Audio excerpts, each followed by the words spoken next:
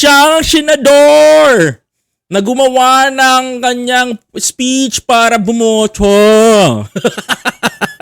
Medyo naging madrama ang eksena. Ang dating mga kababayan ko, binash siya. Ano nga ba ang dahilan kung bakit binash si Super Ate? Pakinggan natin mga kababayan.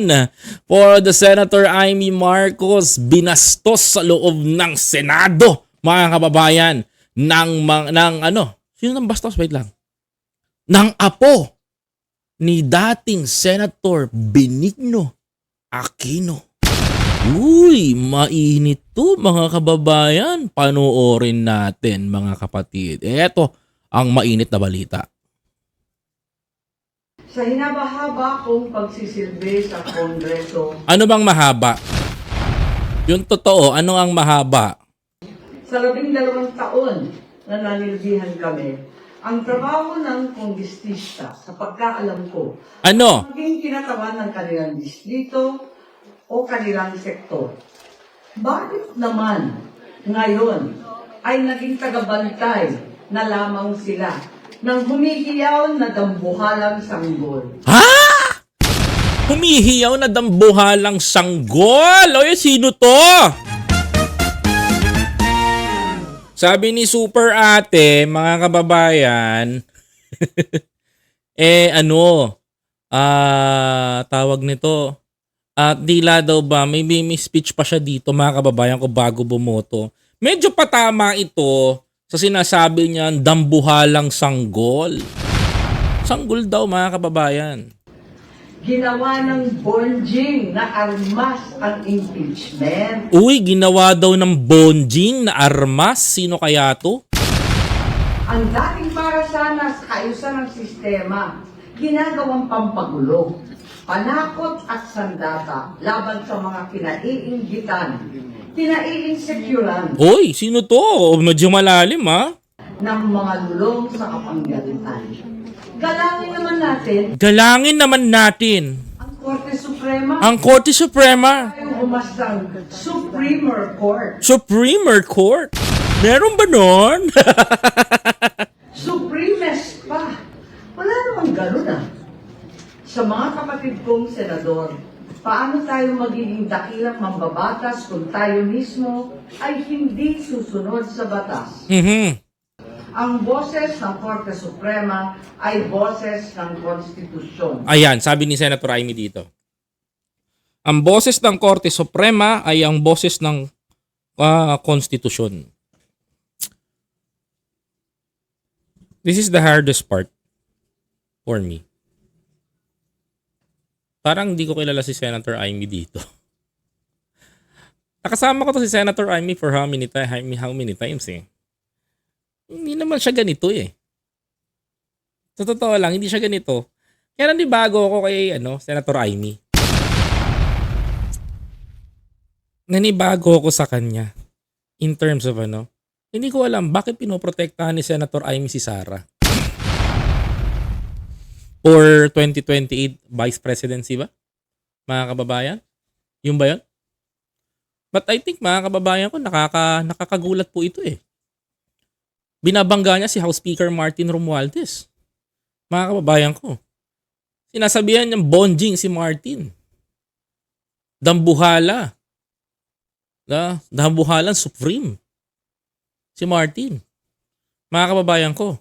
Di ba't dapat ikaw ang pumoprotekta sa kapatid mo supposed to be? Bakit ba tanong ko dito, bakit ba naging ganyan si Martin? Mga kababayan ko. Hindi. Let's talk about, let's deep dive to the deepest part. Huwag na tayo doon sa middle lang. Dive tayo sa pinakamalalim nito. Bakit ba nagkakaganyan si Martin? Tanungin ko kayo. Ano ang reason kung bakit ganyan umasta si Martin ngayon? Bakit gusto niya ipa-impeach si Sara? Sa totoo lang, bakit pumapayag si Martin? Yan ang pinaka hindi natatanong ng tao. Mga kababayan, ginagawang playground at gantihan, sabi nga. Ano ba rason? Eto, paliwanag natin. Kasalanan kasi to ng matandang Duterte.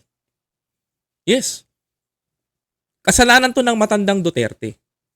Yung matandang Duterte, nag-asam na paupuin kagad si Sara bilang presidente. Kasi baka natakot si Digong Madedo, di ba? Oy, present si Argo. So, natakot siya na ganito. Natakot siya na ganyan. Baka mamaya malamatuklasan yung mga pinoprotektahan niya mga negosyo sa Pilipinas na na-build nila. Ang problema, mga kababayan ko, nabulilyaso. Duterte to Gloria, sinubukan nilang kunin yung power ng House Speakership, but suddenly, giniba kagad sila ng ilang mga kongresista, taob sila kagad.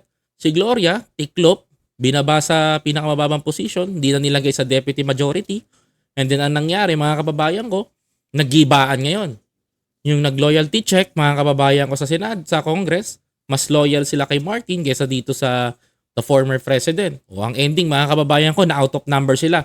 Niligwak kagad sila. So ngayon, bakit nga ba nila kailangan targetin si Martin? The only way na mapababa nila si PBBM is pababain si Martin. Hello, Tita Judy Basco. Andito na si Tita Lily and si Tita Judy. The only way, mga kababayan ko, makinig kayo, the only way na mapababa nila si Pangulong Bongbong Marcos sa pagka-presidente is the impeachment. Yes, correct. Is the impeachment. Kung walang impeachment, hindi mo mapababa si PBBM. At ang only way na makapasok sila sa pintuan ng palasyo is the Congress. Paano? Gibain muna nila si Martin sa kanila ipa-i-impeach si PBBM. Or kaya nilang hawakan sa leeg si PBBM. Ngayon, mga kababayan ko, sa tingin nyo ba, kung nagiba si Martin sa pagiging House Speaker, ang ending, mga kababayan ko, makinig kayo, ang ending, alam nyo kung ano? Mga kapatid, pwede nilang ipa-impeach si Pangulo. Tama? Pero mga kababayan ko, hindi nila mapa-impeach si Pangulong Bongbong Marcos because yung sinasabihan ni Amy Marcos na bonjing, supreme, mga kababayan ko, is yung pumoprotekta sa kapatid niya, imbis na siya. Tama? I thought if your brother, kung ang kapatid mo ay nasa peligro, dapat si ate, si panganay ang pumoprotekta. Tama? Kaso hindi, mga kababayan ko eh. Si Big Brother ang pumoprotekta, si pinsan.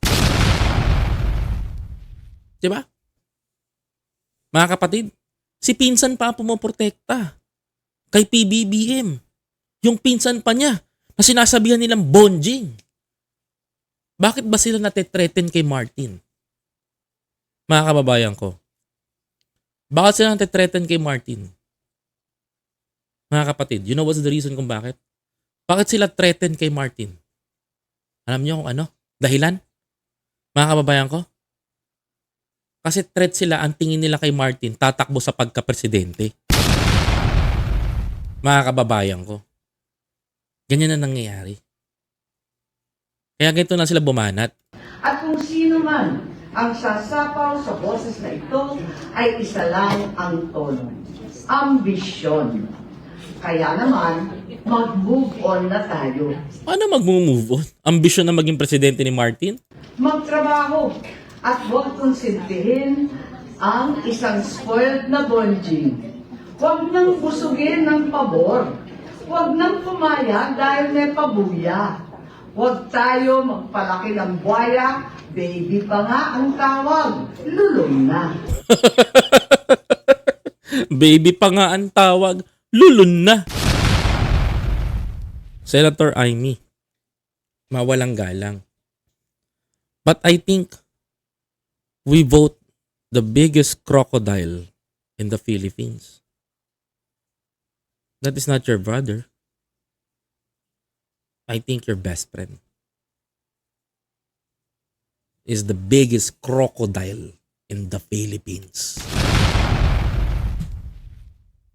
And the Senate, mga kababayan, is polluted with the different kinds of crooks in the Philippines.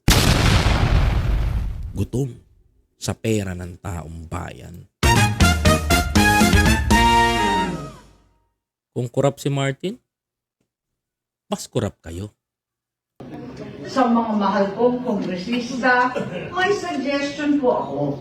Ito, suggestion lang naman, ano? Huwag niyong masamain.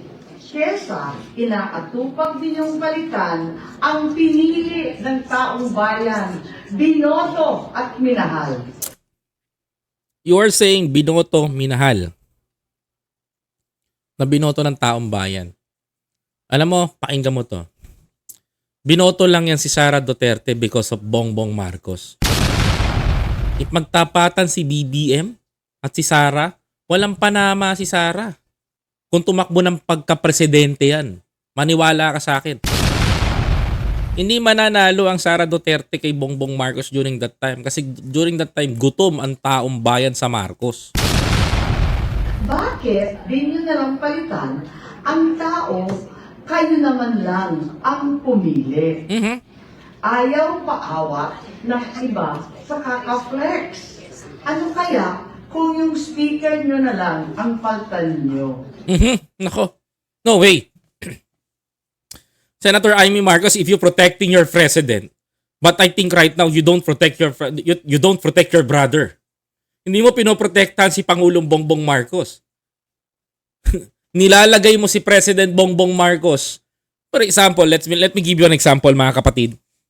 There is a crocodile farm o crocodile lake na merong isang tulay, mga kababayan ko.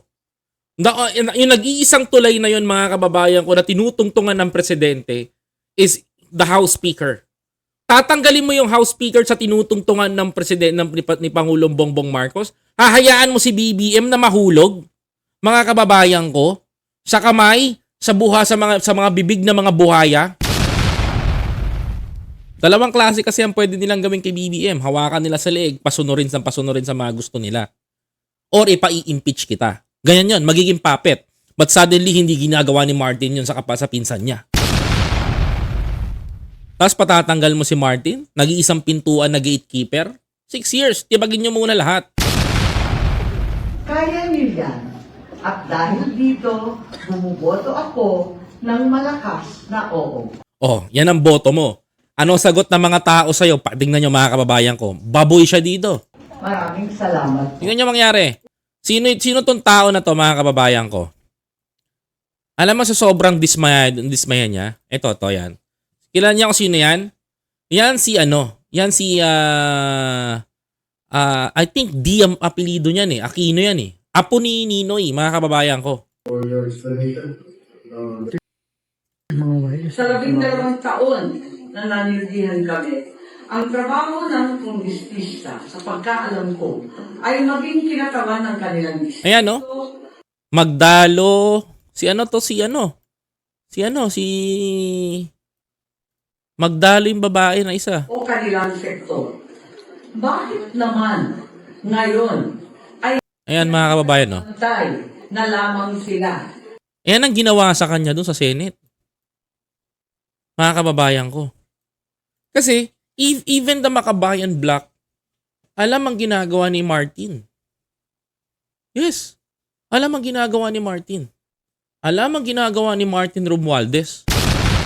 Alam nila kung ano. Naiintindihan nila yung pakay. Yung pinoproteksyonan ni Martin. Etong kapatid niya, wala.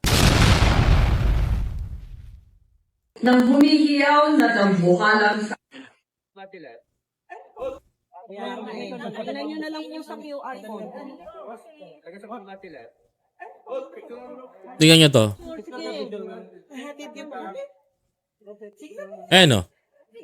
Palabas na po kami, hinaharang pa kami. Diba? Po man nangyari, ma'am? Palabas na kami.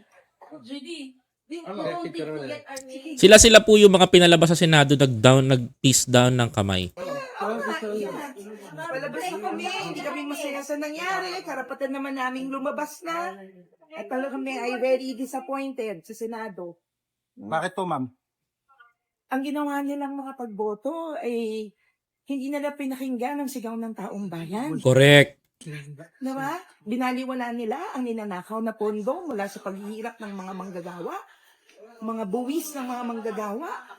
Walang paliwanag, walang proseso para malaman natin saan dinala ang milyon-milyon na galing sa buwis ng mga manggagawa. Ganun na lang. Anong respect the law? Nirespeto ba nila ang mga manggagawa? Nirespeto ba nila ang mga buwis ng mga manggagawa na hindi natin alam saan din nila? Anong respect? Rule of law. Is Sara Duterte above the law? Anong nirerespeto natin? Respect the law? Walang respeto sa mga manggagawa na ninakawan ng buwis. Correct. Walang respeto sa saligang batas. Ang kaya lang nilang mga usigin ay ang mga mahihirap. Pero ang isang Sara Duterte above the law? Is she above the law? Walang respect of law dito. Diba? Batas lang to ng mga may kapangyarihan. Hindi ito batas para sa mga manggagawa at ordinaryong mamamaya. Kaya kami ay nag-walk out ngayon sa Senado. Kaya kami nag-walk out sa Senado. Dahil gusto namin, ang panawagan ng taong bayan ay litisin si Sara Duterte. Litisin. Ma'am, thank you, ma'am. Di ba mga kababayan? Actually, dyan na nagtatapos yun eh. Dyan na nagtatapos yung yung balita na yan. Nakakagulat to. Kita nyo? Paano tayo dinog show? Paano tayo ginawang katatawanan? Hindi natin alam kung ano pinaglalaban nila. Taong bayan ba o yung self-interest nila sa Congress. The big difference, mga kababayan ko. Nakakalungkot. Pakita nyo yan. Di na ako magtataka balang araw. Lalabas ang tao. Sasama sa kalye. Mauulit-ulit yung people power. Yan ang nakakatakot. Mga kababayan ko. Please don't forget to follow, like, comment, share, and subscribe kung gusto mo ng ganitong usapan.